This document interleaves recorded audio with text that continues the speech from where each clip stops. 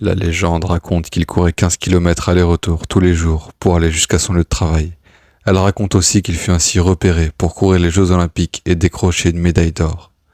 Né à Ouled Djellal près de Biskra en Algérie à l'époque de la colonisation française, Bouguera El Wafi fit son service militaire au 25e régiment de tirailleurs sénégalais dans les derniers mois de la Première Guerre mondiale, puis s'engagea dans l'armée française. Un de ses supérieurs, le lieutenant Vaquet, remarqua, malgré sa constitution chétive, ses grandes capacités de coureur et décida en 1923 de l'envoyer à Paris défendre les couleurs de son régiment dans une compétition sportive militaire. Après la guerre, El Wafi doit gagner sa croûte. Il travaille comme ouvrier chez Renault à Boulogne-Billancourt.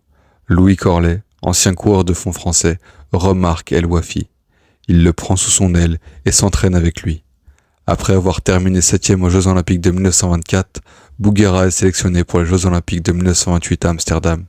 Là, il réalise l'exploit de sa vie. Il termine premier au marathon et remporte la médaille d'or. Ce sera l'unique médaille d'or pour les Français lors de ces Jeux Olympiques. On peut dire que le destin sourit à ce jeune indigène. Seulement, il ne va pas lui sourire très longtemps. Car après sa victoire, El Wafi saute dans un avion en direction des États-Unis pour travailler dans un cirque. Malheureusement, ce choix l'empêche de continuer à courir en compétition lors de son retour en France.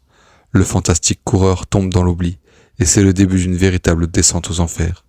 Il est ruiné et vit dans la misère, plus personne n'entend parler de lui. En 1956, nouveau rebondissement. Alain Mimoun, marathonien français d'origine algérienne, comme El Wafi, gagne la médaille d'or aux Jeux Olympiques de 1956.